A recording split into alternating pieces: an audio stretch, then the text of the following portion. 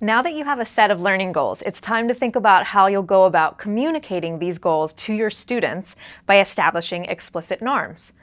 So what do we mean by norm? A norm is a rule, agreement, or expectation made explicit to students so that they know what is expected of them during the discussion.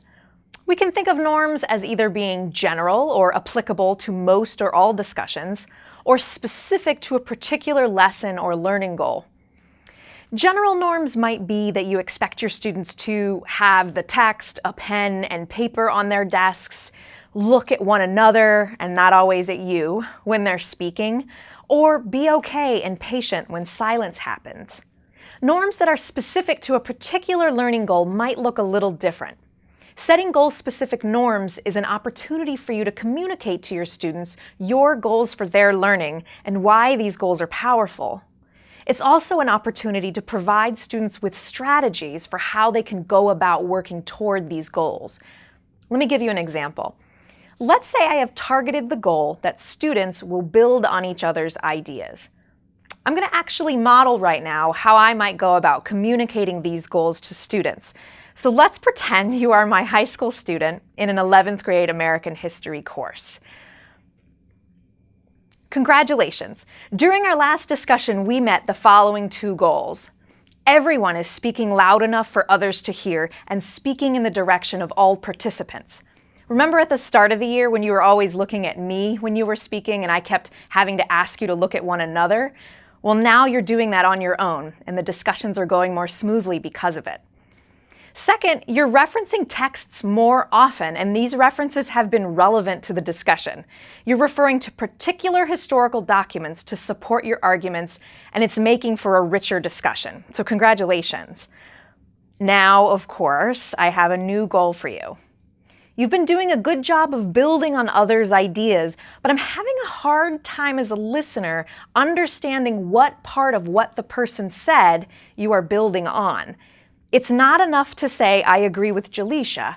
Listeners need to know what part of what Jaleisha said you agree with so that they can follow the thread of your argument.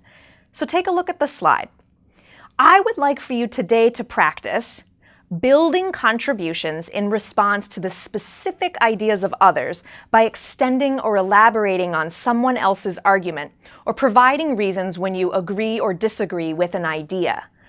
A sentence frame that might help you do this is to say, I agree or disagree with Jaleisha's idea that, because, or you can try, to build upon Jaleisha's idea that, I would like to add.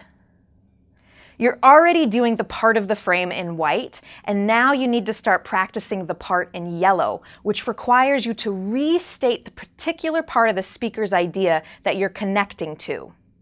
So that's the end of the model. And I'd like to draw your attention to a few features of the model. First, before setting a new goal, I congratulated students on the progress they'd made. I see discussion as a long-term, full-year project, and so I'm always looking for ways that students are growing and ways that I can celebrate that growth. Second, I connected the goal-specific norm to what they were already able to do, so that the norm is just beyond their current reach, but feasible. Third, I provided a support structure in the form of a sentence frame so that they could see an example of what that move sounded like in action. I imagine that during the discussion, I would keep track, in a notebook perhaps, the progress that students were making toward this goal. Whatever your norms, it's important to explain what the norm is, what it looks and sounds like, and why it is powerful.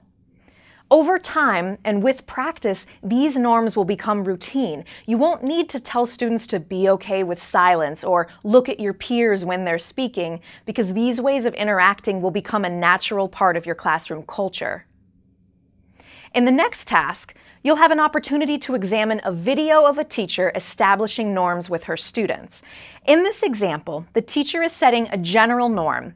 And later, we'll also show you an example of a teacher establishing a goal-specific norm. As you watch these videos, pay attention to what norm or norms the teacher seems to be establishing and how the teacher goes about establishing those norms. Enjoy.